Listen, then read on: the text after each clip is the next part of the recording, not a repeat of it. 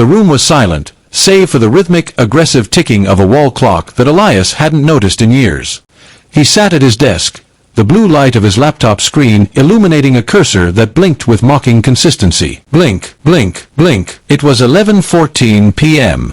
Elias was a man of later. He was a scholar of tomorrow. He had spent the last decade building a fortress of identity out of bricks labeled perfectionism and procrastination.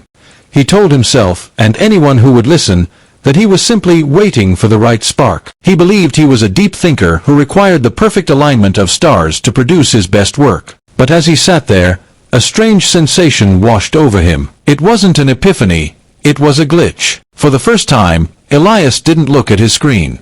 He looked at the thought he was having. The thought said, "You're too tired to be creative right now. Just close the lid. You'll feel fresh at 6 a.m. He had heard this voice 1,000 times. It was a comfortable voice. It sounded like a friend. It felt like him. But in that moment of stillness, a terrifyingly logical reaction cracked through his fatigue. He wasn't deciding to sleep.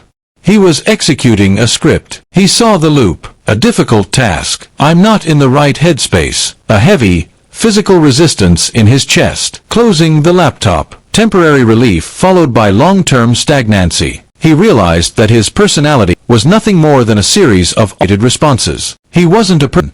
He was a prediction. Elias began to observe his life like a forensic investigator at a crime scene. He realized that his brain wasn't his ally in success. It was a biological accountant obsessed with energy conservation. His brain loved the loop because the loop was predictable. To his amygdala, a known failure was safer than an unknown success. If he stayed, the guy who never finishes, the brain knew exactly how to handle that. If he became the man who succeeds, the variables changed. The stakes rose. The risk increased. So, his mind did what it was evolved to do. It fed him narratives to keep him small. Your brain is not a coach. It is a gardener that prefers weeds it knows over flowers it has never seen. He saw the labels he had worn like medals of honor. I'm just not a morning person. I'm an introvert. I don't do networking. I work best under pressure. Every time he spoke those words, he wasn't describing his character. He was reinforcing his prison bars. He was programming the machine. The next morning, the script ran again. 6 a.m. arrived. The alarm wailed. The script said, 5 more minutes. You didn't sleep well. You'll be more productive if you're rested. Usually, Elias would obey. But today, he performed a pattern interrupt. He didn't argue with the voice. He didn't try to feel motivated. He simply rolled out of bed while the voice was still talking. His body moved in contradiction to his narrative. He felt cold, grumpy, and exhausted.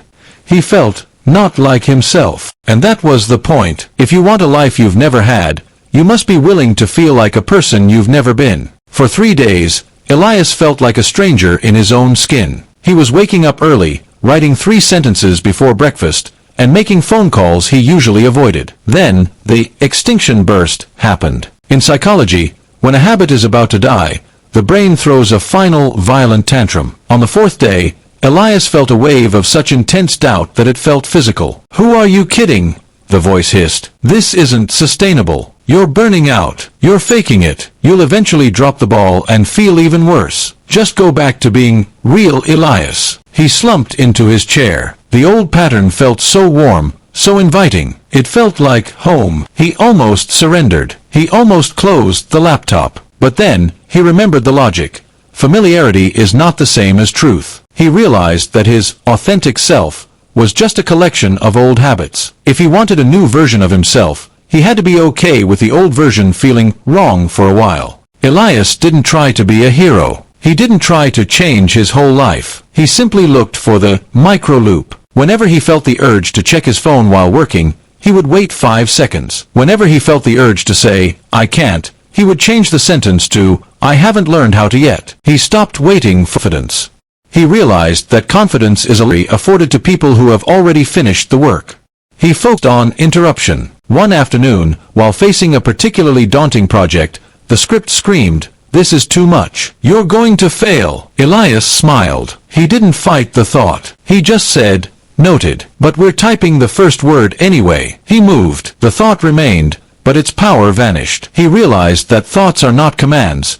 They are suggestions. Months later, Elias sat at the same desk. The clock was still ticking, but the sound didn't feel like a countdown to failure anymore. He had stopped asking, "Am I ready?" or "Do I like it?"